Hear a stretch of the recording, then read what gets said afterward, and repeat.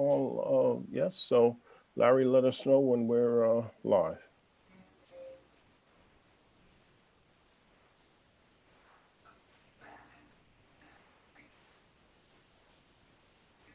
All right, we are live, Grant. Okay, good evening, and welcome to the special meeting of the special joint meeting of the Board of Education Finance Committee and the Common Council Finance Committee for today, Thursday, January 14th, starting at 8:04 p.m. In attendance, we have the Finance Committee of the Board of Education, Colin Hostin, who is the Finance Chairman, Diane Carpio, and Barbara Maya Mitchell. And I believe Sarah Lemieux will be joining us. Um, we also have from the Board of Education, Dr. Alex Estrella on the call, and our superintendent, along with our chief financial officer, Tom Hamilton. Members of the Common Council Finance Committee in attendance, we have David Hooverman, Tom Keegan, Nick Saccinelli, Diane Revolus, George Theodoridis, John Kites, and myself, Greg Burnett, who is the Common Council Finance Committee Chairman. We also have on the call from the city, Mayor Harry Rilling and our Chief Financial Officer, Henry Dakowitz. Before we move into and we also have members of the, I see Common Council on the call, George Theodoridis, Serenidis and Barbara Smith. And Dominique Johnson. Thank you. Before we move into the presentation, we'll have a few opening comments from Mayor Rilling and Superintendent Dr. Estrella and the Board Finance Chair, Colin Halston. Tonight's special meeting is an opportunity for us to have an open dialogue on the current superintendent's recommended operating budget and for us to better understand some of the budget goals and objectives for the upcoming 21-22 budget season. There's going to be obviously some very difficult decisions that need to be made, but having an early understanding of the priorities will be very helpful towards us making those very difficult decisions in this budget cycle. So with that, Mayor Rilling. Thank you, Mr. Burnett. Thank you to members of the Board of Education and members of the Common Council who are here. Also, Mr. Hamilton, Mr. Dakowitz, Kristen Karsmit. Who else am I missing? I don't want to miss anybody. But again, and Angela and Chitsame. Thank you for everybody for being here. We have been meeting like this now for several budget cycles. I think this is something that Mr. Burnett started doing, I believe, so that we could all sit down and have a meeting to discuss wants and needs. And it's critically important that we do this because we need to have open dialogue about both of our budgets, the city's budget and the Board of Ed's budget. And we know that the Board of Ed's budget is a significant part of the overall city budget, in fact, a majority part. We need to sit down and understand where or what the needs are of the Board of Education. We also need to know that this year it's going to be more critical that this meeting take place because of the difficulties that we experienced over the past year. We're now pretty much a year into the COVID-19 pandemic. Last year at this time, on January 14th, none of us ever thought we'd be having these kinds of conversations over the past year. But here we are, and we've experienced unexpected expenditures because of COVID, and we've had to tighten our belt and make tough decisions, as Mr. Burnett just mentioned.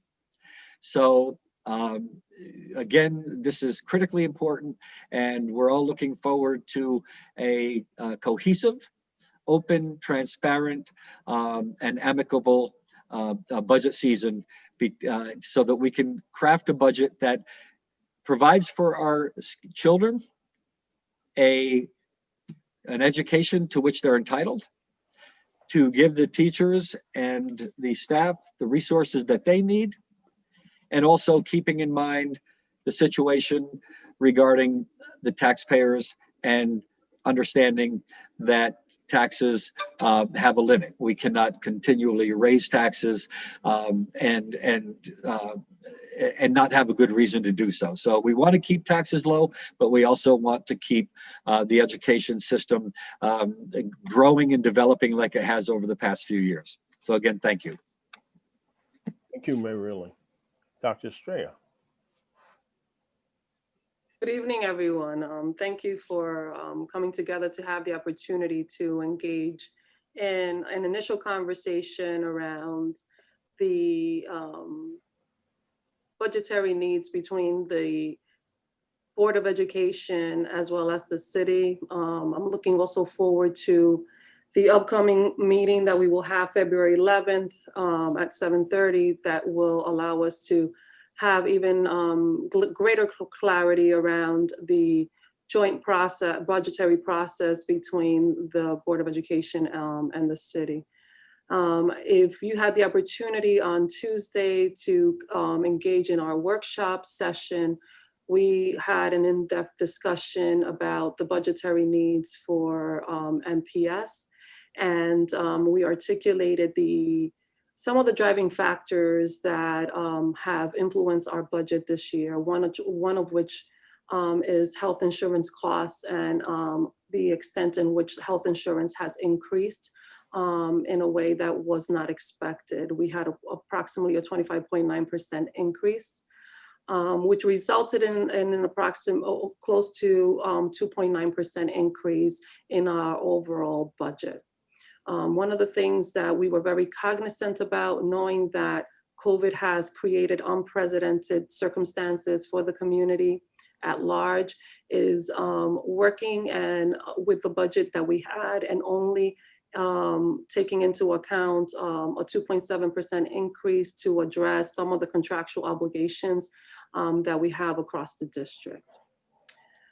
With that in mind, we also need to place a close focus on the needs of our students and supporting our staff through the challenges that the pandemic will have developed for our students and our families around the achievement of our students, particularly in literacy and mathematics.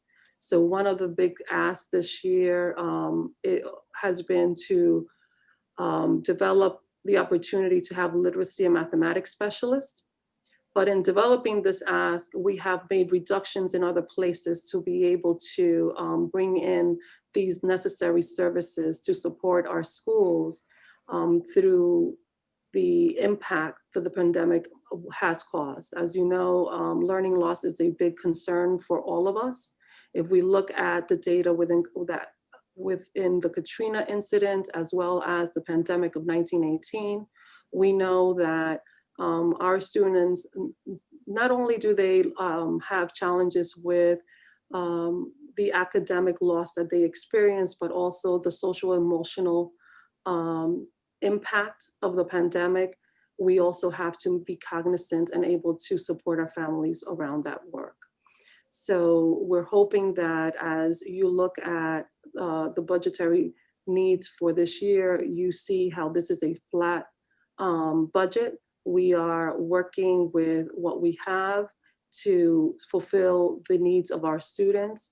We are also looking forward to the federal government and providing aid to address some of the COVID challenges that we're yet not clear what they might be. I know we're in the process of moving forward with vaccinations, and that will allow us some level of normalcy for the upcoming academic school year. But despite that, we will probably have to continue to follow some of the mitigating structures that we set forward to ensure the safety and well-being of all of our students and staff. So we will work diligently with the state to continue to bring in additional resources to Norwalk, while also asking for the increases that we need in order to sustain the programs that we currently have, so that we can support our families and students, but also work with our staff so that they have the tools they need to help our students be successful. I'll turn it over now to Tom, and he will provide. Actually, we're going to turn it over to Sorry. Colin for a few opening comments before Tom, sorry. you take the ball and start the presentation. Got it.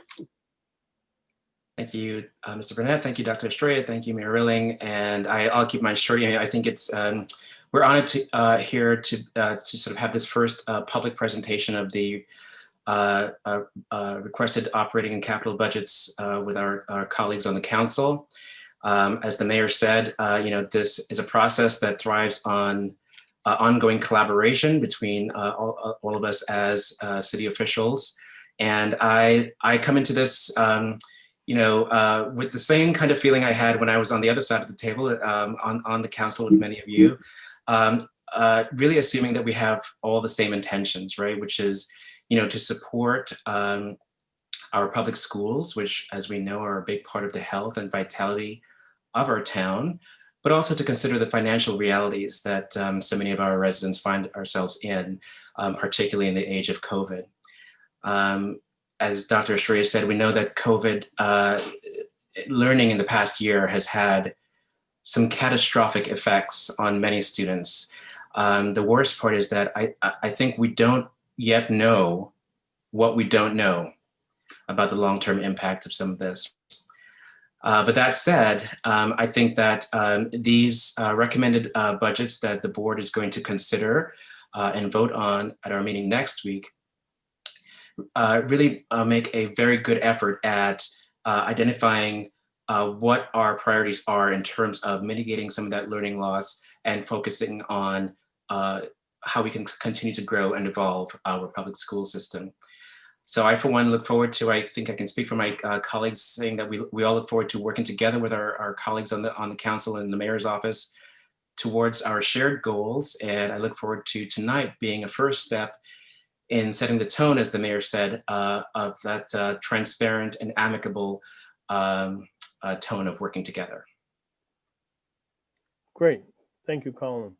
So Tom, we're going to pass it over to you to start the presentation. If anyone has a question as we're going through the material, if you can simply raise your hand so we can have somewhat of an orderly flow of questions, we'll acknowledge each person and we'll keep it moving. So okay. I hope Larry is still on the on this meeting, because I just tried to share my screen and Tom, try it again. You're okay. all set.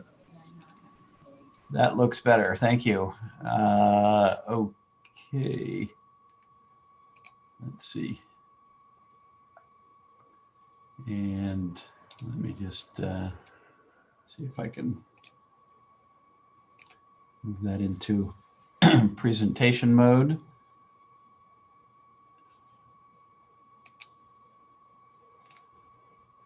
Okay. Can everybody see that? looks good.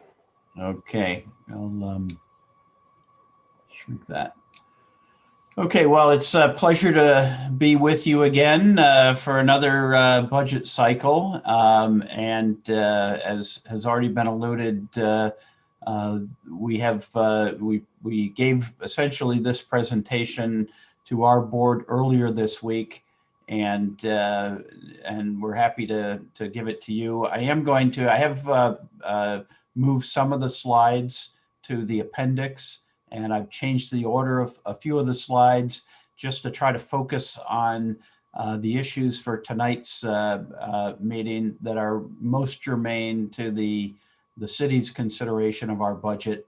Obviously, we're happy to go into as much detail as you want, but I am trying to shorten the overall presentation so we don't spend an hour and a half on the presentation itself. I'd like to leave some time for questions and discussion, because certainly that's part of the intent of this meeting, is for the members of the respective finance committees to weigh in and discuss the issues, between themselves. So the first several slides, the superintendent has actually already referred to. So I am going to jump to, I guess it's slide 6 at this point. And so as the superintendent has said, health insurance is a major driver of this budget.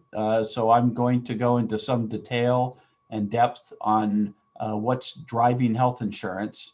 But health insurance alone accounts for 2.9% of the overall increase that's been proposed of 5.6%. So the biggest share of the increase is directly attributable to health insurance.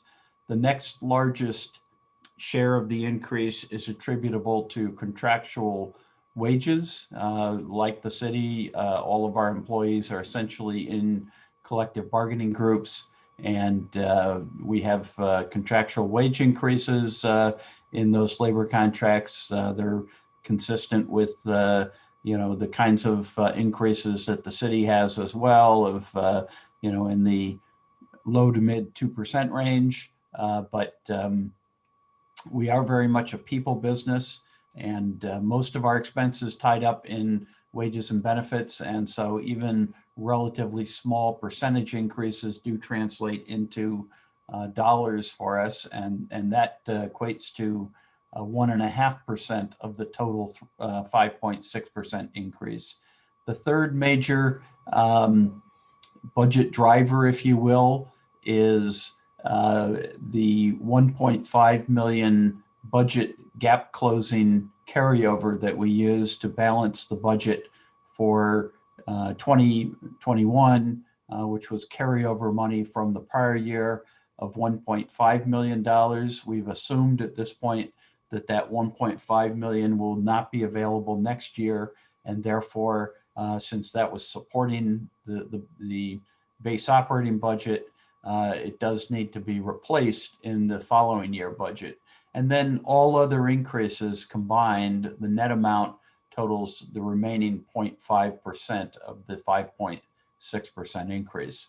So the first three items are really, in a way, are really fixed costs for us. The health insurance, the contractual wages, and the prior year surplus are pretty much fixed costs going in. As the superintendent had indicated, COVID has upended life for everyone and has had serious impacts on our students and on our school system, and impacts on the readiness of our readiness of our students to learn. And it's an issue that we take very seriously, and so we have proposed reallocating dollars in next year's budget to address what we think is going to be a widening achievement gap and widening opportunity gap. And the other thing which the superintendent made reference to is there are a number of initiatives underway in the school system right now: an equity study, a facilities master plan update, a capacity and coherence review, an HR study, and a special education study. And all of these studies may have an impact ultimately on where the budget needs to go for next year. And we just point that out because we may need to make adjustments as the strategic operating plan is formulated over the next couple of months.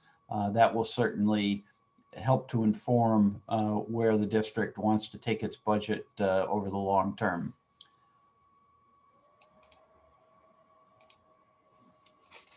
So this chart here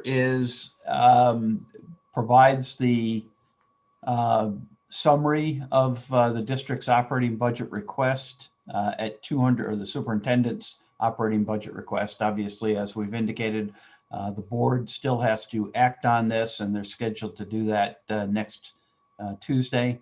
But the superintendent's request for next year is this $220.1 million number, compared to the original adopted budget for this year of $208.4 million, resulting in an $11.7 million increase, or 5.6%.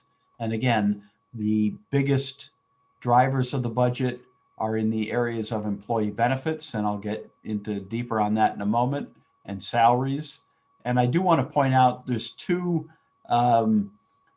areas, major areas where we've got reductions. And these are what we call the major object series line items. So salaries, employee benefits, professional and technical services, and so forth are each of the major categories of line items. And in the area of professional and technical services, the year-over-year budget is going down by approximately 1.4 million.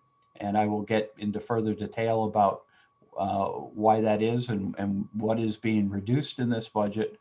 And then in other services, you see the budget going from 19.7 million to 18.6 million, 18.5 million, a reduction of 1.2 million. And again, I'll get further into that. That's primarily driven by reductions in out-of-district tuition.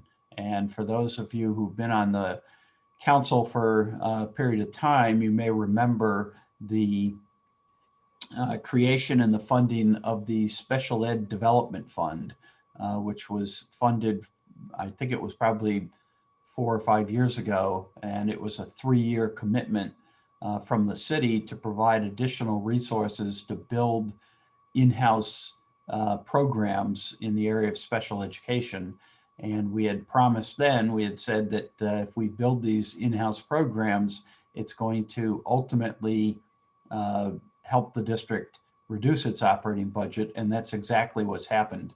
As you can see, this line going down by 1.2 million is primarily reductions in out-of-district tuition, because the number of students, 5 years ago, we had 137 students who were being placed out of district, and that number is down in the low to mid 60s now at this point. So there's been a very marked decline in the number of students we're required to send out of district, and that's resulted in budget savings in this area of our budget. Obviously, there's other areas. In order to build those in-house programs, we needed to increase the number of teachers, and that's why you've seen salaries and benefits go up. But there is an offsetting reduction here in terms of out-of-district tuition costs.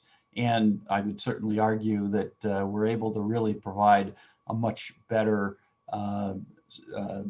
set of programs to our students. Really, the objective was to build a full continuum of special education services in Norwalk, and that's been our objective. So the next slide is a graphical representation. I think the big takeaway here is that between salaries and benefits, it's about 80% of the total budget is salaries and benefits. That's not a surprise. It's not any different than any other school system, but it is important to understand that that is the major driver of the budget. And so when we say health benefit costs are pushing our budget up, you can see why that has such a important impact on the overall bottom line for us.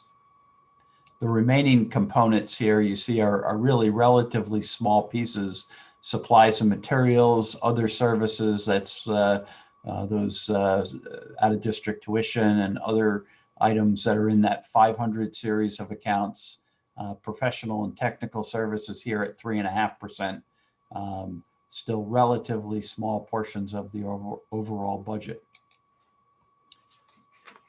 Drilling down a little deeper, this slide, it provides a little more itemization, if you will, or a little further breakdown on the elements of the budget that are going up and going down. So the big three that we opened up with, you see up top: health insurance, contractual wage increases, and the $1.5 million budget gap closure are the big items. And then we have a whole nother series of ups and downs, items that are going up and items that are going down. We can go into these in more depth if you'd like, but just for the purposes of time, I'm going to move on, unless you want to come back to that for questions. I will be talking further about some of those items, or the major items there as well. So to dig deeper on the health insurance, there are really multiple factors that are pushing our costs up in health insurance. First and foremost, I want to say that the district with the city, I think it was 4 years ago now, made the decision to move to the state partnership 2.0 health plan. And that was absolutely the right decision to make. The district saved substantial amounts of money over the last 4 years because of that move. And if you look at our budget and you look at our actual expenses on health insurance over the last 4 years, that move really stabilized our health insurance budget. So prior to this year, the prior 3 budgets, health insurance was not a major driver of the budget, and that certainly helped us substantially. But for next year, it is a driver. And so why is that? Well, at this point, our health insurance consultant, and we do use the same health insurance consultant as the city, who also happens to be the health insurance consultant for the state partnership plan. She is based on essentially national trend data, is recommending that we assume health insurance trend, meaning the level of overall increase in health care cost, going up at 8%. So that in and of itself would suggest an 8% increase in rates. In addition, and we knew this was eventually going to be a factor, but when the state originally came out with the partnership plan, they set one rate statewide across the entire state of Connecticut. So it didn't matter whether you were in Fairfield County or in Windham County, it was the same rate. And that benefited, frankly, those of us in Fairfield County because, as all of us know, things are more expensive in Fairfield County than they are in other parts of the state, and that includes healthcare costs.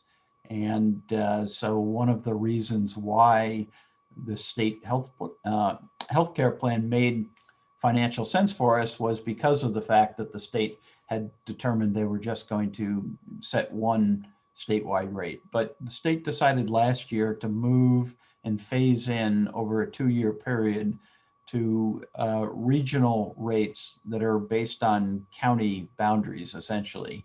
And so last year they factored in a 3.5% increase for the Fairfield County participants. And next year we anticipate they're going to factor in another 3.5% regional adjustment factor for Fairfield County. At that point, we hope and expect that the regional adjustment issue with being in the state plan will be in essence behind us.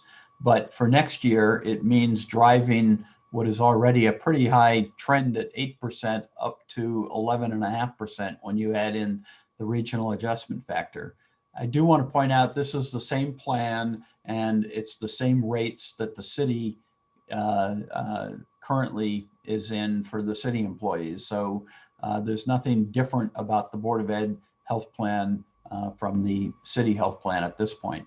There is another factor, though, that is affecting the Board of Education and the amount that we need to include in our budget for health benefits. And that's my next bullet point here, where I've indicated that the insurance fund drawdown has now been exhausted. So what that means, and I've got a table, a chart, which I'll show you in a minute. What that means is for the budget the current year budget, the 2021 budget, we were drawing down the last piece or the last portion of the insurance fund of $2,750,000. That is not available any longer to draw down. There's no fund balance to draw down any further. So essentially that means we have to make up that $2.7 million in what we put into the budget for next year. And lastly, there are some modest increases in employee counts year over year, and that also has an impact on the total amount that we have to budget. We do pay the state a premium that's based on the number of employees who are participating in health insurance and whether or not they're participating at employee only, employee plus one, or full family coverage. We do have some offsets that are helping to constrain the increase. And we have, in particular, we have employee premium cost shares that are increasing for our employees. And because of the increasing employee premium cost share, as well as the expected increase in the underlying rates, we are expecting our employee premium cost share to increase from about $5 million to $6 million a year. And we have some additional funds. We would expect the grants fund to pay into the insurance, because if we have a position that's funded from grants, we require that grant to also pay any associated benefits for that position. And lastly, we are, and Henry and I had a discussion, I guess it was last week, with our health insurance consultant, and we've asked the consultant to prepare a financial analysis of any alternatives to the state partnership plan. I don't want to leave people with the impression that I think there's definitely something that is better or less expensive for us. But we are certainly going to look at what all the alternatives may be, and if there is an alternative that's less expensive, certainly we would want to take a very close look at it. So this chart is a little hard to read probably on the screen, but there's just a couple points that I just want to draw attention to. So the number up here, this 40.7 million, and the 5.2 million equates, this is the 14.5% increase in the sort of the top line health insurance costs. And this is the 8% plus the 3.5% plus the change in employee counts, and the impact of all of that rolled up amounts to a bit over $5 million. This number down here where I've got my cursor, you can see there's a 0 here. And in the current year budget, we had a negative number of $2,750,000. This is the drawdown from the insurance fund, the last drawdown. It's no longer available for next year. So therefore that has the impact of, in essence, increasing the amount that we have to contribute by 2.7 million. The next line down is the employee premium cost share. And our employees are currently paying 18% employee premium cost share, which I think is actually well above I'm not sure what the latest city numbers are, but I believe it's higher than city employees are paying. At least it was when I last checked. And here, because of, again, increases in employee premium cost share plus increases in rates, we're expecting that number to go from 5 million to 6 million. So that for us means, it's favorable in terms of what we have to put in the budget. So bottom line is down here right before this 32,506 is the, and I'm sorry, there's one other item here, which is 623,000, which is new hires. Whoops, I'm sorry. 623,000 is benefit costs associated with new hires. And that brings us to 32.5 million, which is an increase of $6.6 million. So again, that really is the far and away the biggest item of increase in the district's operating budget for next year. Employee wages, as I had indicated, are relatively modest overall change in our employee regular wage accounts. So this doesn't include stipends and other things like that, but this is all regular wages going up by about $3 million or 4%.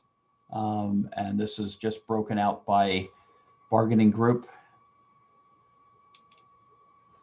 And FTE changes, we updated this schedule slightly from what we've presented earlier. We picked up that we had missed some reductions in the custodial area. So we've picked that up and found one or two other areas where we needed to make changes. So total district employment, this is FTEs, would be 1559 FTEs, which is 39 FTEs greater from what was in the approved budget in the current year. There are some areas where we have reductions in staffing. We have reductions in some senior level positions. We also have reductions in custodians and a few other areas. One of the things, one of the points we did want to make sure we talked about was there are a number of areas where we have made reductions to from the original budget. So we've been asked, are there any places where you've cut your budget? And we indicated, yes, there are. And actually there's 408 separate line items. Now we have several thousand line items in total in the board operating budget because they get broken down into very sort of detailed kind of refined function by function categories. But when we roll them up, essentially we have about almost $4 million of reductions to non-wage accounts. And I'm going to talk about some of those in a moment, but those are real reductions compared to current year original budget. We also have reductions, and the superintendent had made reference to the fact that we are proposing to add literacy specialists and math specialists to next year's budget, but are funding these from cuts elsewhere in the budget. And one of the places where we're cutting elsewhere in the budget is in the magnet school supplements. So, and I've removed we had a separate slide dealing with magnet school for our board. I think for purposes of the city, you're more concerned about the numbers. Bottom line is we're redesigning how we fund our magnet schools. It's not going to be an entitlement. It's going to be an application process, and they're only going to receive the funds that they absolutely need in order to fulfill their magnet program. And so as a result of that, we made absolute reductions to the overall funding that is being allocated to magnet schools of 1.5 million. So we're going from about 2.5 million a year down to about $1 million a year in magnet funding. We also eliminated 8 existing positions that have salaries of $945,000 from this budget. And we reduced the budget for 10-month employees who work September to June over a 40-week period. But we basically have reduced the budget to the bare minimum needed to pay those employees for that 40-week period because they don't get paid during the school breaks that we have, the Christmas break and the winter break and so forth. And finally, we made reductions to the student-based budgets. We previously were requiring all of our schools to reserve 1% of their student-based budget for enrollment changes. And then after enrollment figures came out in October, we would reallocate those funds so that we had funds to provide to any schools where enrollment exceeded our budget expectation. And we've proposed reducing that 1% enrollment reserve holdback from the school budgets down to a 0.5%, which was a reduction of $431,000. So in total, almost 7.4 million of reductions year over year to these various accounts. I added one slide just to give you a little bit more detail on that 3,971,000. And I previously mentioned the out-of-district tuition. We have two major out-of-district tuition accounts, the 562 account and the 563 account. And you can see that these two accounts were reduced by 343,000 and 966,000 respectively. We've also made reductions to other professional and technical services that I referenced earlier. The 330 account, we have reduced by $947,000, and a large part of that is in special education. And again, that's a result of moving to more in-house services. Various other reductions in here, some reductions to gasoline and textbooks, instructional software, substitute accounts up here. I believe legal fees, we took $50,000 out of legal fees. So again, we do go through an exercise every year of really looking at the budget line by line and scrubbing the budget based on either changes in the program, changes in priority, based on actual historical spending. So there's a variety of ways that we go to examine the budget to look for areas where we can make these kinds of reductions. So the superintendent did mention we do have the area where we've added some positions is in literacy specialists.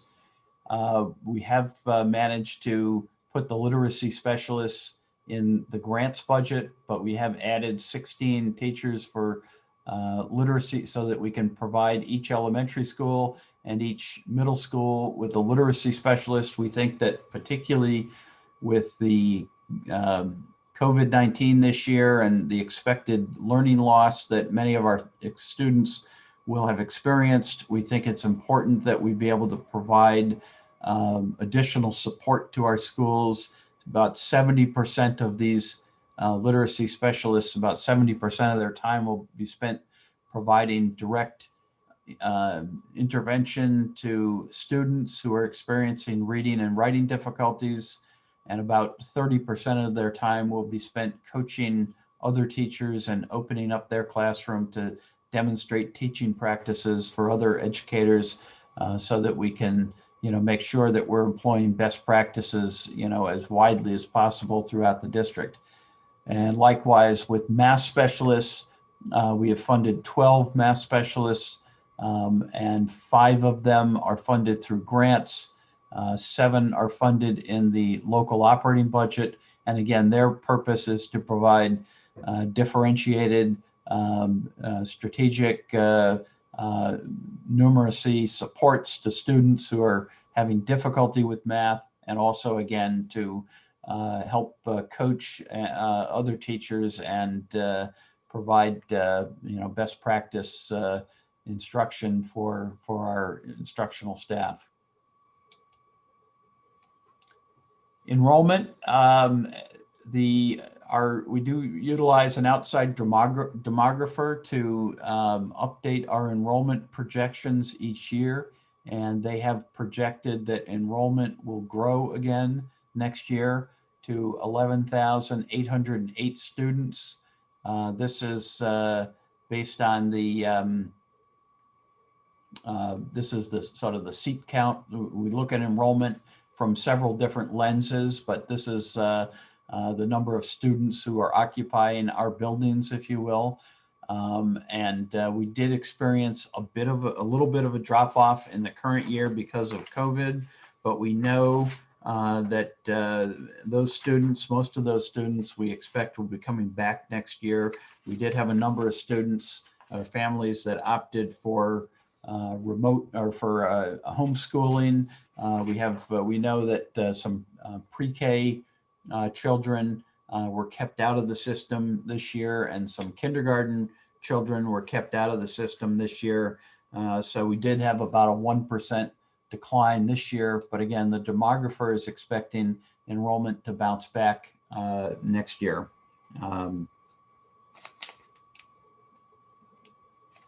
And multilingual learners also has been an area where we've had some pretty significant growth in student population over the last several years. As you can see, in 1920, we had almost 2,100 multilingual learners. And as of October of this year, it had dropped slightly down to 1977. It was down by 118 students.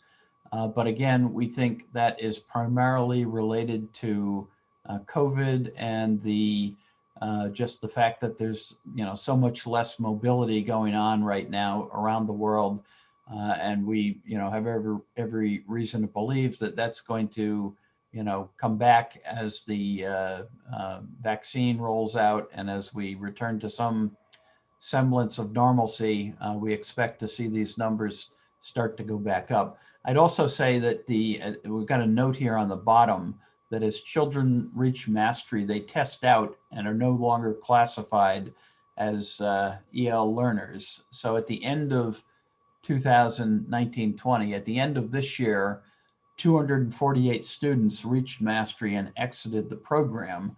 So even though we lost 248 students because of that out of this year, in the following year, we're only down 118 students. So even in the midst of COVID, the reality is we are still seeing new students coming in and new students being identified. So, so again, we believe that will, will come back once the pandemic is more firmly behind us.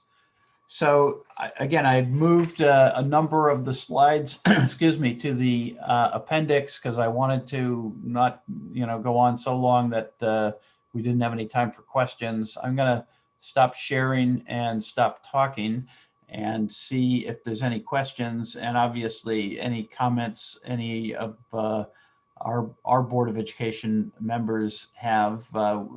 Certainly would be appropriate time for them to make comments and just for general discussion among the group.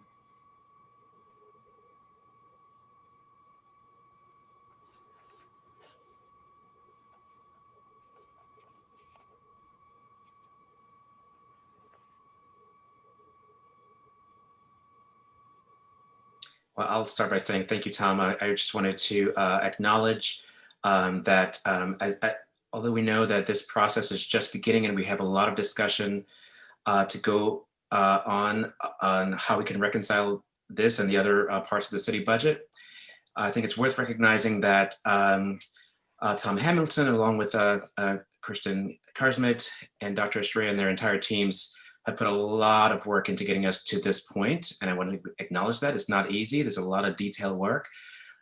And so, I think we are welcoming some robust discussion, questions, and just any kind of insight we can share with our council colleagues on the budget tonight. One question that I did have is around, Tom, you mentioned the success of the special education fund, the MOU that we set up several years ago, and that was a partnership between both the city and the Board of Education contributing towards that $3.5 million investment in special education. And we spread it out over the course of 3 years, as opposed to trying to come up with the whole $3.5 million in one shot, in 1 year. Are there any other initiatives in this, possibly in this current budget, that we might consider taking that type of approach where we maybe spread it out over the course of 1 year, 2 years, 3 years, whatever number of years, so that we reduce the large initial investment, but over the course of time, we make the investment and we rationalize and see the savings thereafter? Well, I mean, obviously that's an approach to look at, and I think, there's some merit to looking at it.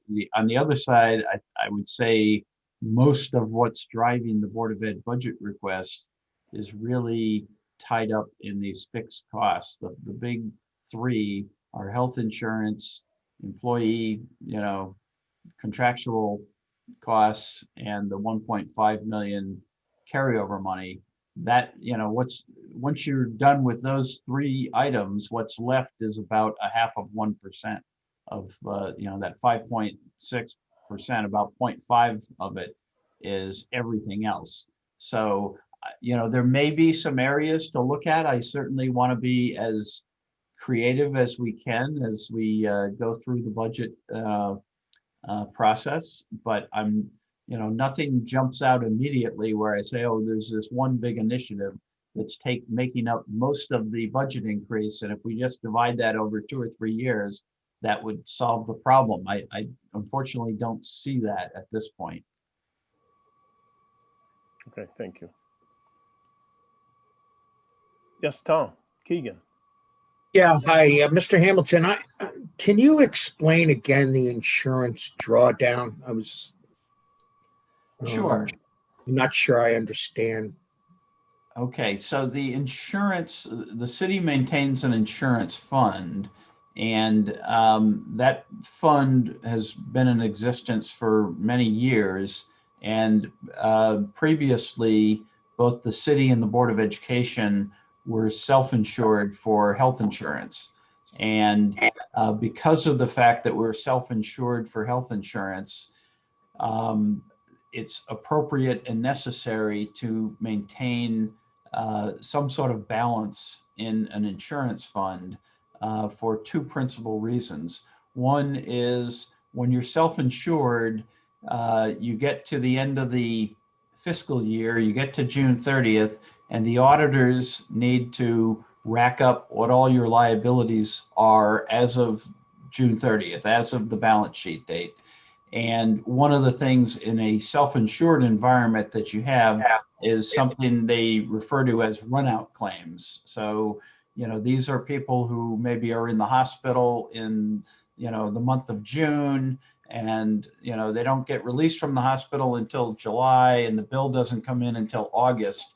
So the health actuaries go through an exercise of estimating what those run-out claims are that existed, the liability existed as of June 30th, but the claim had not yet been paid. So you need an insurance fund in order to maintain funds for that run-out, number one. Number two is when you're self-insured, just the nature of the beast is some years you have a good year, you have claims run lower than expected, and you spend less money than you thought you were going to. And, the next year you may have, a bunch of people come down with very serious illnesses and your claims run higher than you had expected. So the health insurance consultants refer to that as a margin. They recommend that you budget a margin for adverse claims experience. And so we had budgeted, when we were self-insured, a margin for adverse claims experience. We had claims experience some years that was better than we had anticipated. So we had built up this reserve, this insurance reserve that was, sitting on the city's books, and we were drawing it down over several years, actually.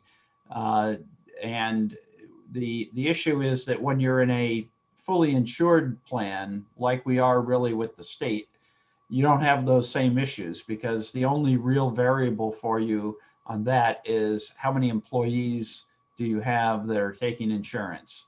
And so that number can go up and down, but you don't have anywhere near the same variability.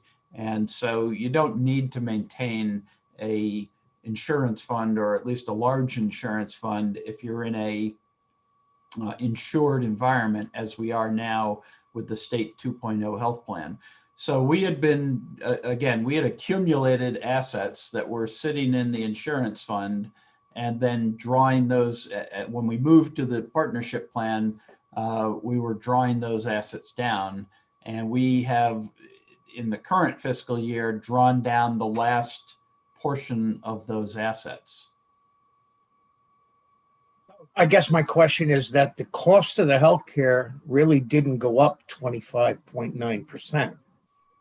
It's how much we have to pay to insure our employees. Right. The $2,750,000 number is not an increase in the underlying cost of the healthcare. It's an increase in the amount that we have to contribute to the healthcare. Thank you.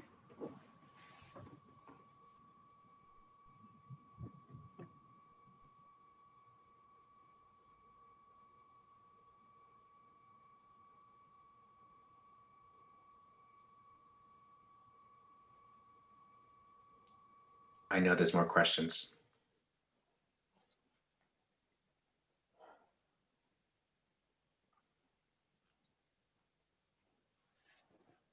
Yes, David. Yes.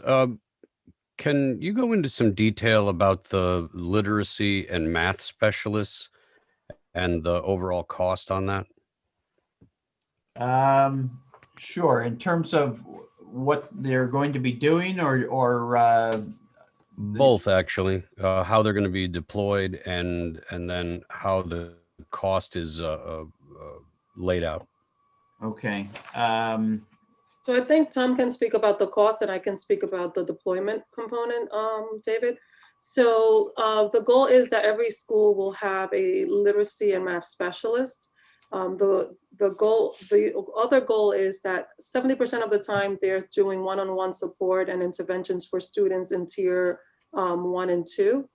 One of the things that we're hoping to do is reduce the referral into special education for things that we can mitigate in the general education environment. So their work is going to be focused on one-on-one support for those students that are demonstrating challenges within reading and literacy, mathematics and literacy. 30% of their time we're hoping would be working with teachers and training teachers around reading strategies that will help mitigate in tier 1 some of the reading loss that happened during COVID. So they will play a dual role, most of the time being spent with students, but 30% of the time supporting their peers and developing their capacity to teach reading and address certain and provide certain interventions in the classroom. And I think Tom can speak to the associated cost. Yeah, I'm looking to Kristen to see if she can help, but I've got some information, and then I'll ask Kristen to confirm that I've got the.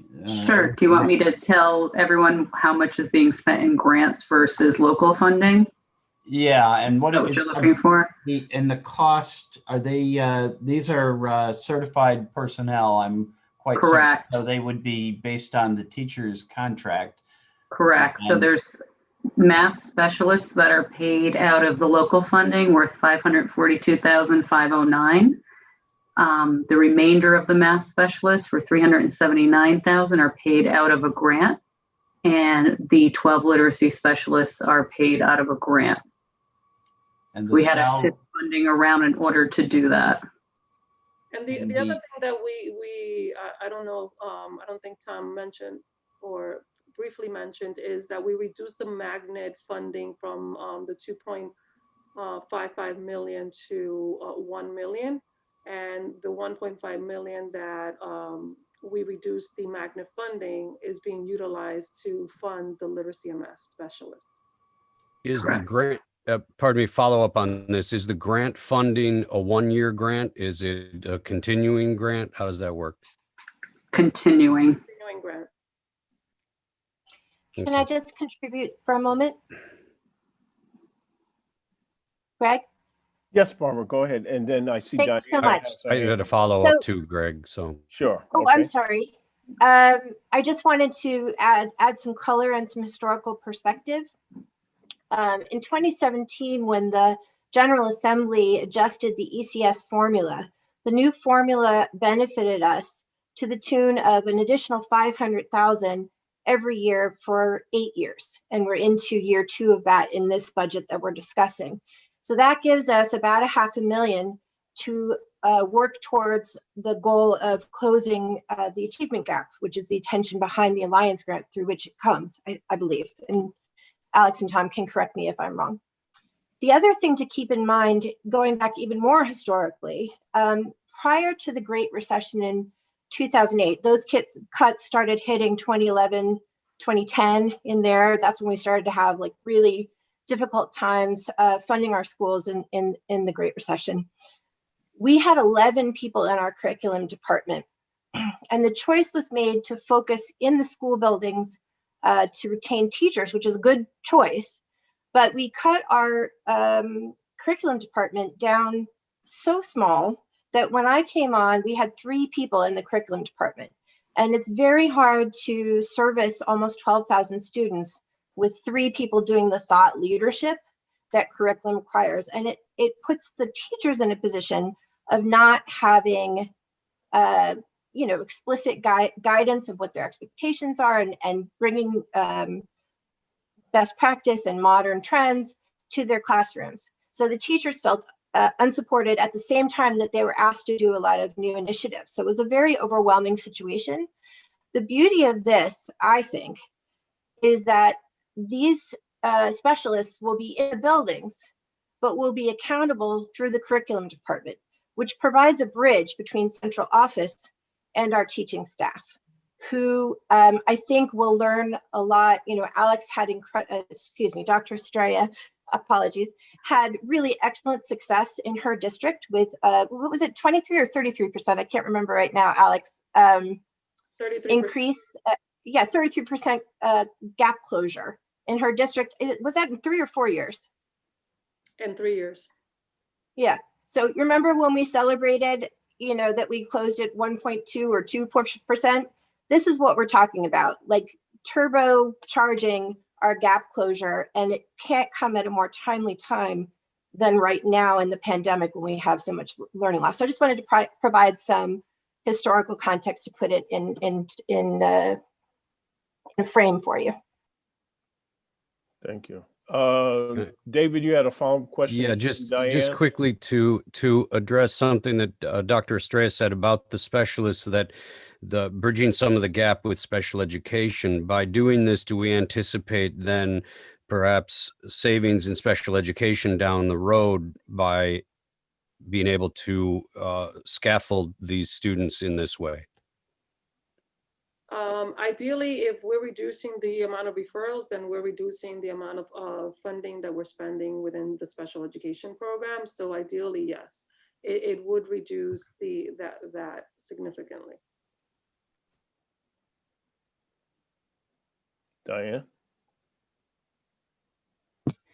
So for me to clarify with these specialists, because I kind of get the health insurance part, being that we're in this, what we're in, is the specialist more support to the teachers that are helping the students or the actual students? Because my concern, even with the support, is the fact that the climate that we're in and how we're educating our students, even on that one-on-one, sometimes a lot of the students just don't really relay well in this Zoom-like setting, and need a teacher specialist one-on-one directly that I'm not sure we can actually convey right now, even if we hire on these specialists. So I'm just trying to see towards those kids in the center that really need that support, that can't get to that support truly and may be limited in the way we're teaching right now, which is causing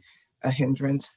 How does that help in getting them and paying for them when we still have this type of stipulation between us? I can definitely understand 3 years ago in your district, but we weren't in the middle of COVID. So just wondering how that works. So in this situation, the specialists that we're bringing in 70% of the time would be one-on-one with students, engaging students. only 30% of the time they would be working with staff and developing their skills. So they would in the look at our school? program, they would be in the school. So we would bring those children to the school then again? The children are in the school now. So if you look at our elementary schools, they're Just for those, yeah. yes, That's true. they're full-time, 5 days a week. And our middle schools are in a hybrid model. So, and if you looked at our last press release, one of the things that we're doing is bringing in students that are at risk or showing a pattern of not succeeding in certain classes to come in 5 days a week. So in doing so, even if we continued on this path in September, these specialists would be able to provide those interventions because we would create a specialized program for those students to come in and receive those services. All the way to 12th grade, you're saying? This is up to 8th High grade. school? We don't have enough funding. High school, that's right. Because I guess in my mind, I was thinking that's lower grades. That makes more sense. Yeah, I guess in my mind, having a high schooler, I was unfortunately thinking a high school mentality, like how do they get to them? But you're right. Okay, with the lower grades, I apologize for where I was, because that's where I was wondering, the one-on-one interaction, which is definitely needed. But my high school brain was kind of stuck in their ways. So I apologize. If we had the resources, we would have loved to have them also in the high schools. But unfortunately, we had to be realistic with the funding that we had. And when we made the modification from reducing the magnet funding to create these roles, we didn't have enough resources to also include the high schools, unfortunately. Okay, that makes sense. Thank you. Thank you. I just wanted to, if I may, Dr. Estrella, just add one layer to this, which I think is important. I think you'll hear, as the board does our work this current year, the term equity used a lot. It's going to be a concept around which we focus a lot of our work. And sometimes people ask me, what does equity mean? You're throwing this word around. And I think this is a very good example of what we mean by equity. Right now, as hard as it is to believe, we don't have literacy and math specialists in every building, right? We're not offering the same level, the same access to all our students. This is I think what one of the things we mean by equity is giving every student the same opportunity, the same access. And I really applaud this initiative by Dr. Estrella. Yes, Barbara. I just want to add to what you were saying. I think you remember that the SGC of Fox Run came to you last year, very concerned about their test scores. And they specifically said, the thing we need most is a literacy and a math specialist. They had an empowered SGC to ask for that and to work their budget to achieve that. But this is, as Colin is saying, providing this to all of our schools through the central office budget so they don't have to squeeze it out of their allocation, and really providing equitable resources that we just have needed. It's best practice, and we couldn't, we hadn't done it yet. We were easing into it, calling them coaches, but this is an explicit policy of giving every school the same access to resources. David? Just a follow-up question on that, then. There are some buildings that currently have certified math and literacy specialists?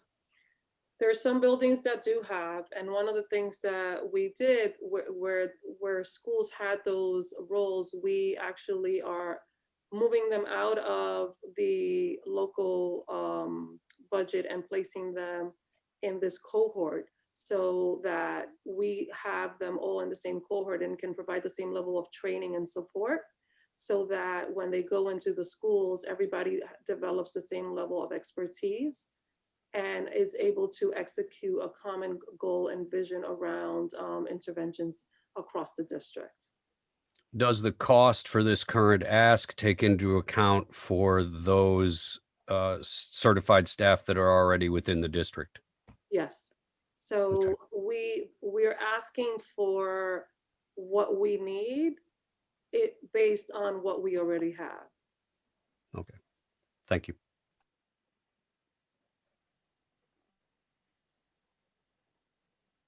Yes, Dominique.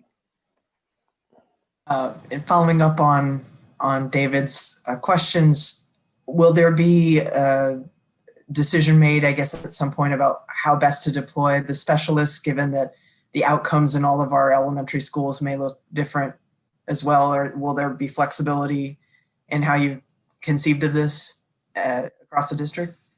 So one of the things that we've been discussing with the chief of curriculum and instruction is looking at the bottom third and where the density of the bottom third exists most in the district.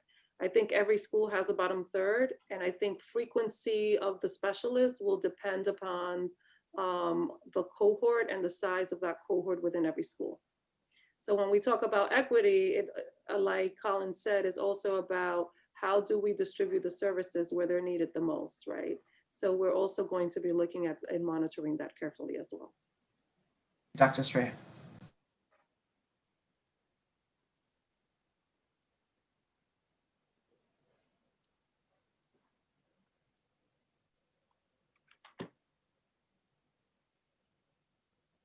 Yes, Dominique. Oh, John, you go ahead. I'm No, sorry. no, please finish. No, I was going to change it back to the insurance question. So you go ahead. I'll circle back. You also. All right, thanks, Tommy. This is more of a, I guess, a statement than a question. I mean, this has all been informative. I've learned over my years on the council that it's not the Common Council's place to say or recommend or micromanage how the Board of Education spends its budget. First, because the law says we cannot, and second, we don't have access to the same information as the board does. I mean, for me this year, I'm taking a different approach to the budget, and that's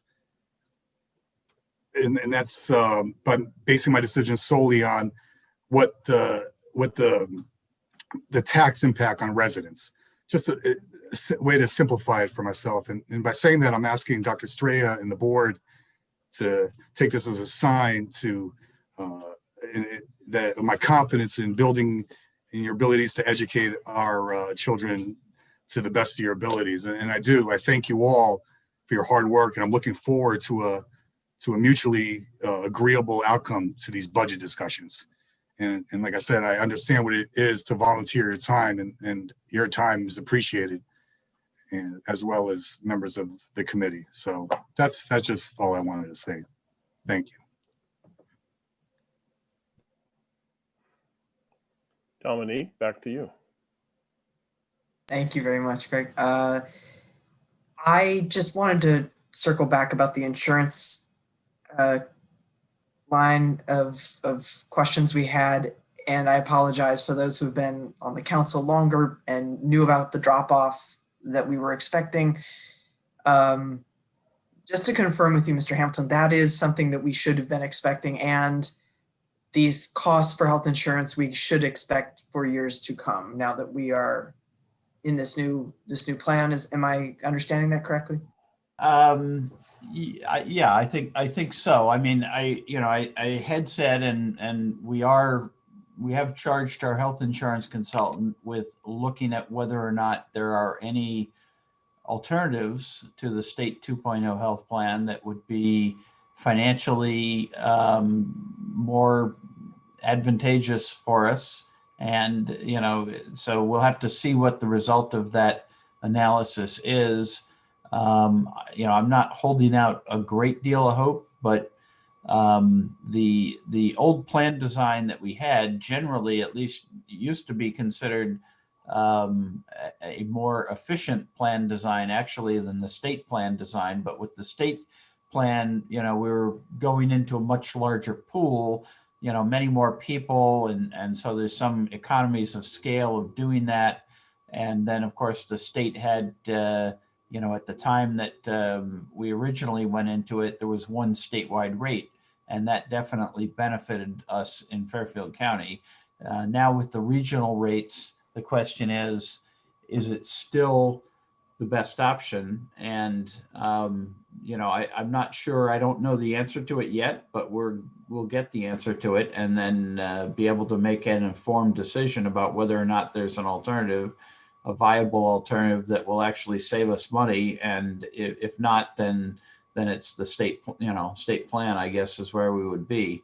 But yeah, you're right. The, you know, the use of the insurance fund was not unexpected that was going away this year.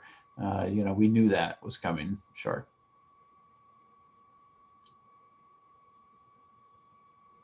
I'd like to make a comment, if I could, about the health insurance. Tom and I had a conversation with our health insurance consultant last week, and a couple of points. You're absolutely right. The insurance fund is one time, and once it's drawn down, that's it. But if we've drawn it down and this is the last year, there should be no further increases to plug the gap in the future. So this is the increase because we're not going to have it in the future. Secondly, I think there's a phenomenon of timing, and we had the same thing happen last year. Tom has to give his projections and presentation in January, and we do ours in February. And there's a difference in the data that the health insurance consultant has in that 1 month. In this month, they will have the actual claims data from November. So I will have better numbers when we do our projections a month from now. I'd also make the point that the health insurance consultant, like many people, starts off with a very conservative set of numbers. So last year, I don't remember exactly the numbers. I think Tom had a 12% increase budgeted. We had something like 10 or 9, and then they came in at 7%. So there was a windfall catch up at the end of the process that Tom had, and he thought we had a windfall. We didn't estimate as high as he did. We had a pickup, but it wasn't as much. So this is worst case. I fully expect the number to come in lower. The third point is the regional catch-up. What was made very clear by the consultant is, yes, by going to regionalization, there's an increase in premium. We've been subsidized by other areas of the state. That increase in premium was 7%. They gave us a regional increase of 3.5% last year, and we expect 3.5% this year. That 7% should catch us up. So again, I would expect that the health insurance increases in the future are not as severe as the ones we're seeing now. Yes, Barbara. Thank you for that, Henry. And I really share your hope that and optimism that the figure will resolve down. That would be a really great outcome. My concern is that during a COVID pandemic, we may find that it, in fact, resolves up because the costs across the system could be up. So we can't bank on that. We have to have contingency planning in place. Actually, Barbara, thank you. Sure. Oh, I'm sorry. I just wanted to address that. We talked about that with the health insurance consultants, and actually it's counterintuitive, but because of COVID, people did not go to their doctors and they did not spend as much on medical expenses as one would have expected. A lot of the COVID expenses are already covered. Right. So that's great to hear. Hopefully the long haulers won't add a burden to the system. The other thing I want to mention is that when we decided to move from, to 2.0, which was a decision made before I was on the board, Tom very clearly articulated in each year, you know, this is our step down and we don't want to spend it all in 1 year because then we'll have a big cliff the next year. And in negotiations with the council, it really did come up every year. Why don't you just spend down your fund, your insurance fund? And we said exactly what Tom explained to us very logically. If we do that, the next year we're going to have this big gap that will occur as, you know, a traumatic thing. So, you know, he very wisely guided us through that so that when we did reach the end of that fund, it wouldn't be a huge shock, but we didn't anticipate this, the market conditions, which is unfortunate.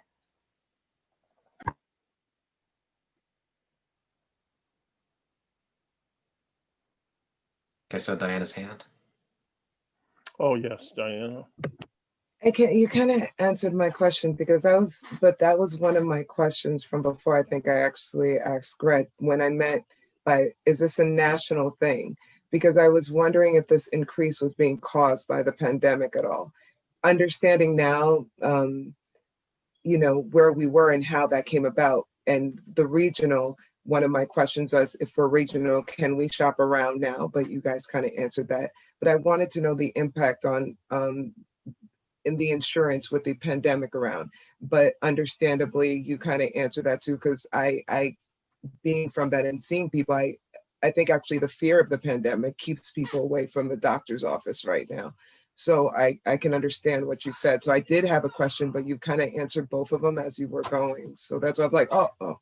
Yeah, well, so that's one of the unknowns, and Henry Sight, we did talk with the health insurance consultant about this, and it was a little counterintuitive, but actual experience last year was claims were lower than expected because of the fact, we believe, because many people just put off or didn't go to the doctor or didn't have that knee replacement that they might have needed, and but didn't feel comfortable going into the medical system. But there may be, and there is some concern that as we come out of the pandemic, that there may be sort of a catch up, that people may have avoided going to the doctor, and caught something early, but eventually, they find out that, they do have a serious problem and it needs to be addressed, and or they may say, okay, now I really do need that knee replacement, I can't let it go any longer. So there may be some sort of bounce higher in next year as we come out of the pandemic, or hopefully come out of the pandemic. Well, and this is something completely different, but this is why I talk about a dietary nutrition for so badly, because it will bounce. But I can understand that completely. I held off on a surgery because of this. So I get that completely. You guys answered my question before I even got to. So thank you, Colin. But they answered my questions. Yes, David. Tom, you mentioned when we come out of the pandemic, or if we come out of the pandemic, does this budget allow for contingencies if we're still in situations that are pandemic related, if we still are in a hybrid model because of that we don't have the vaccine doesn't have the efficacy, and we still have high numbers of transmission? Does this budget allow for the increased costs in cleaning of the buildings and those type of things potentially? Or are we in a situation where we could come to September and be hit with more cost because of that? Is that taken into account, I guess, is the question. We did not build in a specific contingency to cover those kinds of expenses. Because obviously we're hoping that the vaccine really by September has been rolled out, fully enough that we start to really see the impact of it.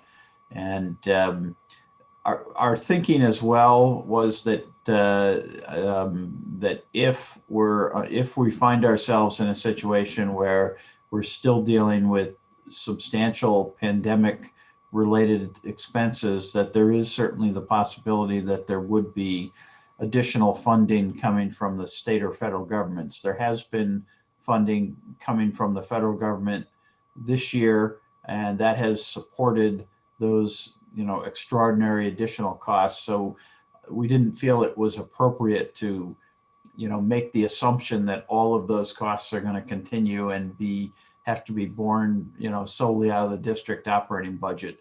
And in fact, some of the expenses, have already been incurred. We spent $700,000 or more on air purifying units for every classroom, and those units, I think, have at least several year useful life, and so we wouldn't need to replace those in any event. So some of the expenses that we incurred this year hopefully wouldn't recur next year. But certainly if we have to have socially distant students and we've got additional staff that we've had to hire to staff those additional learning spaces. And if that were to continue next year, that would be an additional expense that is not in the budget presently. But we would hope that if that is the case, that we have access to continued federal or state funding to cover it.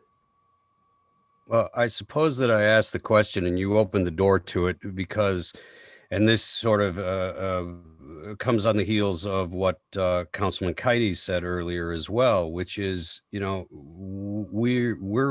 have a concern about where this mill rate ends up having to go based on current projections, and then based on what we all have to think about, what the what for and the wherefores of what may happen too.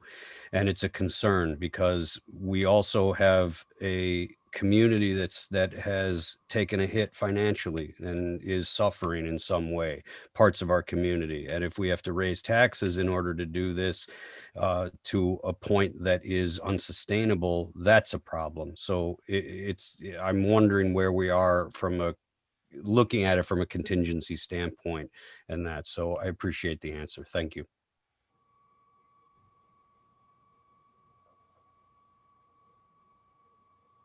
Yes, Barbara. David, I'm so glad you and John brought that up, because I think we all have to be cognizant of the environment that we're in. And I think we need to watch our neighbors and what they do very closely, as well as the state and federal levels, and be prepared for, plan A, plan B, plan C.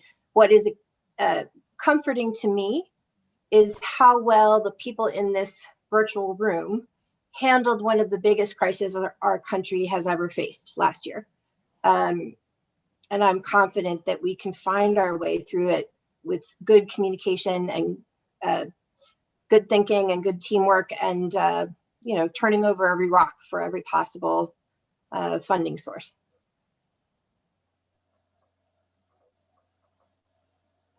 One question that I had in recent years, we would normally receive a budget recommendation that was, I'll say, it would be the dollars would be assigned to specific strategic initiatives. For example, last year I think we had 9, if I'm correct, strategic initiatives that had a dollar amount associated with them.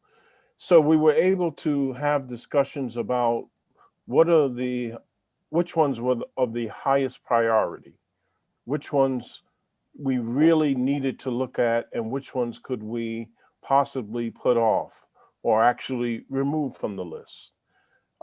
As we look at this recommendation, is there a list of priorities of the highest priority? And not to say any of them are low priorities, but is there any items of must absolutely have to really consider versus something of less consideration? And I see Dr. Estrella's hand going up, so obviously protocol be what it is, I'll give her the opportunity to respond. So one of the things I think I articulated earlier, and I talked about this during the workshop, is that we're in the process of designing a new strategic operating plan. I think the priorities that were outlined in the past were associated with the strategic plan that was designed for that 5-year time period. We're in the process, and this is where timing doesn't work in our favor, because we had to present the budget before the strategic operating plan was completed. And the budgetary approach this year was different from the past, because in the past, the district was bringing forward new initiatives and creating additional asks as a result of those initiatives. So when they prioritized the initiatives, it was as a result of these additional resources that were being requested to bring forward the work. In our case, we're bringing forward a flat budget where we are reprioritizing some of the resources that we currently have to more effectively meet the needs of our students. So we're not in a situation right now that we can say one thing is more essential than the other, because what we have in the budget is what we currently need to sustain a flat budget, but also keep things afloat given the circumstances that we're currently in. I think in the 22-23 budget, we will be articulating items that are prioritized based on the strategic plan, because at that point we will have a plan that we can utilize to continue to inform the work ahead. And I don't know, Barbara, if you want to add anything to what I just said. It was really excellent. This was one of my first questions when I approached this budget as well, because it is different from the rest of the budgets that I have been part of advocating for. And the 0.5% that is programmatic represents, $500,000, which is a modest increase. And I know it's a really difficult time, but I think it also is such a timely request to focus on this gap closure. We've had successes in other areas. I don't know if you followed in the hour that we've had visits from Seattle, Switzerland, to come and visit our gifted program, which is now a model nationwide, and also a model of equity, as we are now identifying more and more students who would have been missed in the old qualifying criteria.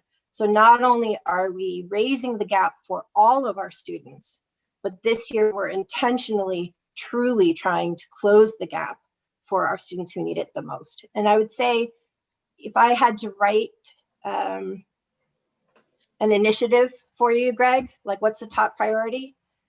It's that we don't have kindergartners who didn't have any devices and were working from packets last year, going on to be behind in reading for the rest of their educational career. And that's what these specialists will prevent. That especially the K2 kids who were using packets until we were, and thank you very much, able to provide them with devices so that they could be remote like every other grade level. Still very hard to do at the elementary level, as you can probably imagine. And some of you, I think, might have family members who have been struggling with that this past year. But, I think it's really an investment in our future, because if we don't catch them up now, we're going to pay for it later in interventions, in dropouts, and people who then are not well employed and not paying their taxes and not able to stay in Norwalk. And I know that we want to keep Norwalkers in Norwalk because this is a community that's very interconnected, and we don't want to lose anybody. So let's make this $500,000 investment in this programmatic choice so that we don't have to spend millions on special education or tier 2 and tier 3 intervention summer school. I mean, can you imagine what attendance at summer school could be when they're in middle school? It will be astronomical. So I think this is a good investment. Can I just add something, Greg? Sure, yes. Yes, Alex. I think it's important to put things in respects to what Barbara is articulating, the piece on there are kids in our system that went into kindergarten and have not had a normal school experience since they started. And the impact of that is quite significant. When we look at the data across the nation, the school to prison pipeline is calculated and determined by reading scores in 3rd grade. So it is crucial for us to make sure that we have structures in place coming in the next academic school year that ensure that our children are getting the interventions that they need to develop their reading capacity at a level that catches them up to be successful in school. Because if we look at the research and one of the things, and we see what happens, the long-term impact of that is detrimental. And when we think about how we're trying to close the opportunity gap, particularly for our Black and Brown children, who, when we look at the data, are one of the groups that are suffering the most through this pandemic, and we look at the opportunity gap that existed prior to the pandemic, which has now widened as a result of the pandemic, we have a moral responsibility to ensure that we set the structures in place so that our children can be successful when they return to some level of normalcy.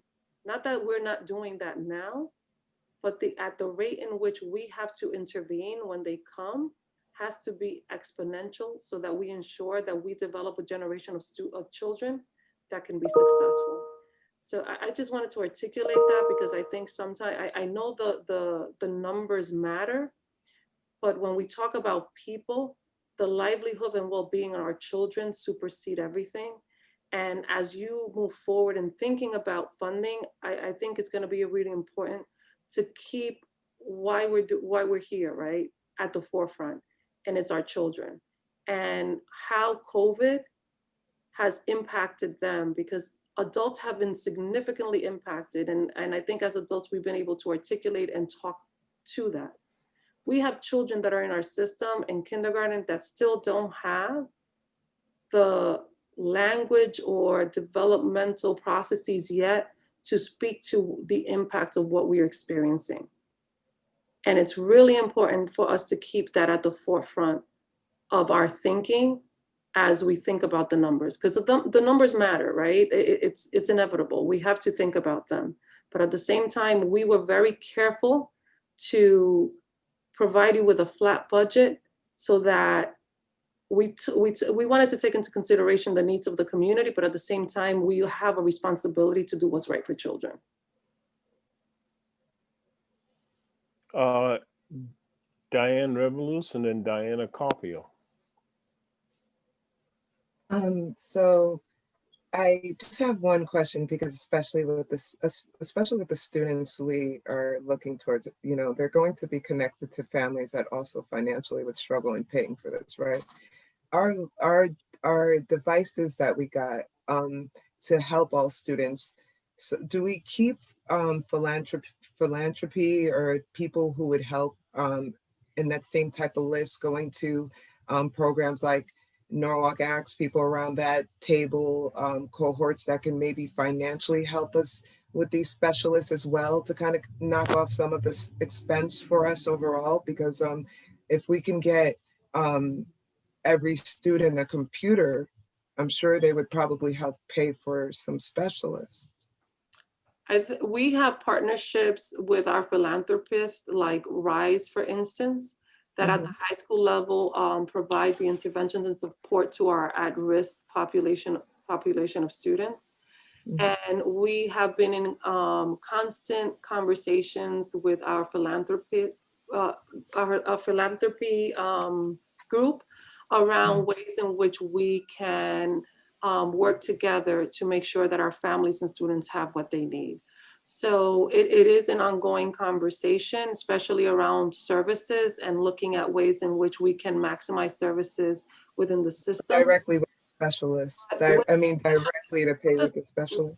With the specialist, that would have to be an ongoing conversation.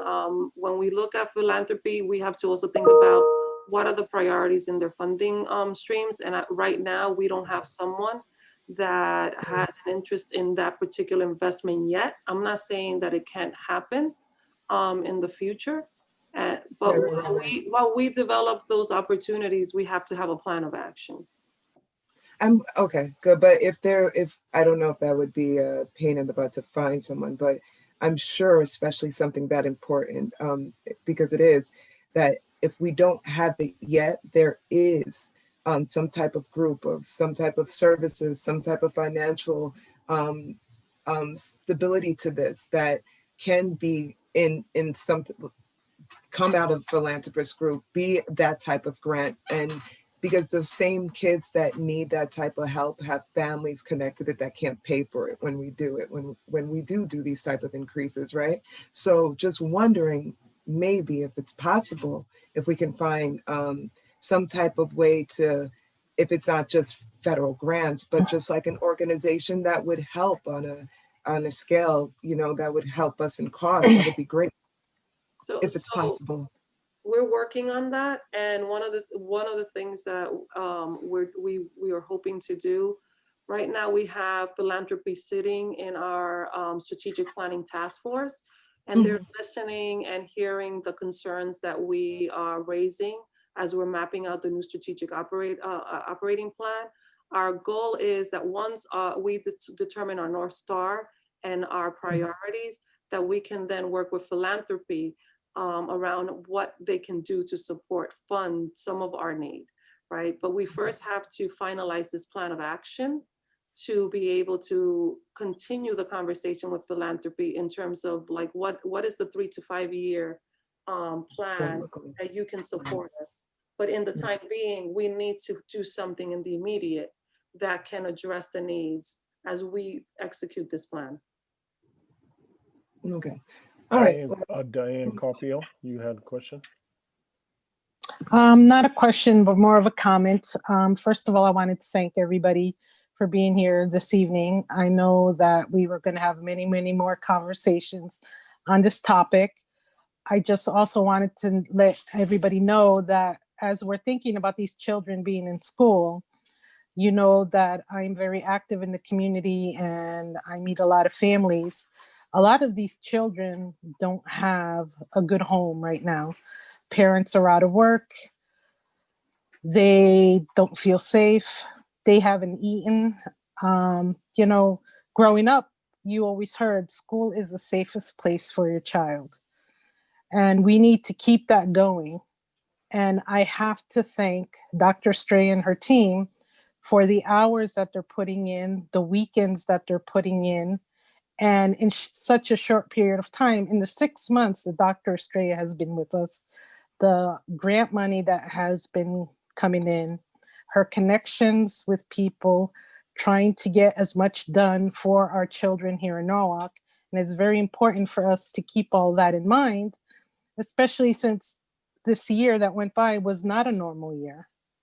You know, if you think about it, our expenses could have been way off the charts between PPE, the changing of the classrooms, hand washing stations, everything that we've had to put into the schools and worry about the children, safety of the staff, safety of the children.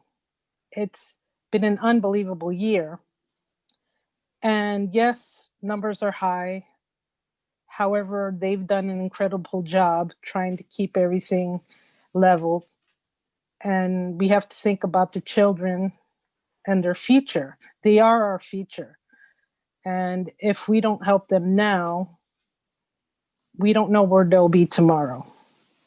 So I just wanted to say thank you. And let's, you know, I'm hoping for good conversations. And yes, I see Diana wants to make a comment. So sorry. And last, the specialist would work with the family parents as well. Say that again? Would the specialists work with the parents as well? They would have to, because if they're working with their Right. child, Okay. they would have to provide insight in terms of how they're doing over time. That's the exact answer I would want to hear. Thank you very much. Well, we are shortly approaching the 2-hour mark. So are there any other questions related to the presentation or any other questions which you, the board head or the council members that are on the call that you wish to ask at this time, so that we can, before we close this out?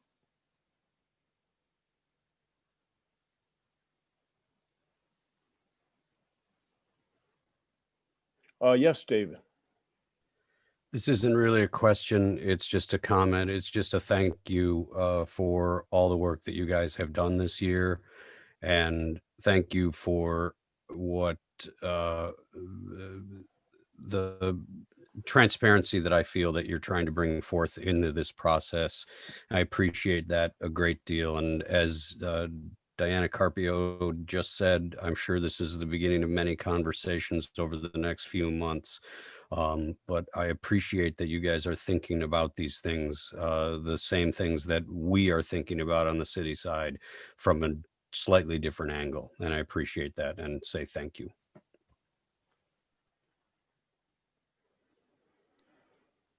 Right back at you. Okay, with that, then I think we can move to adjourn.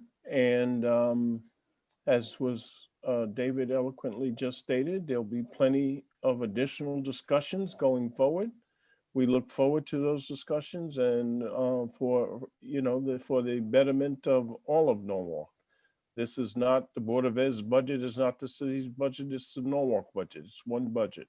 So we work together as a team to make it work. And that's our objective. And that's our goal and that's our target, and we'll make it work. So with that, good evening. Have a good rest of the evening, what's left of it, and we'll keep the lines of communication open.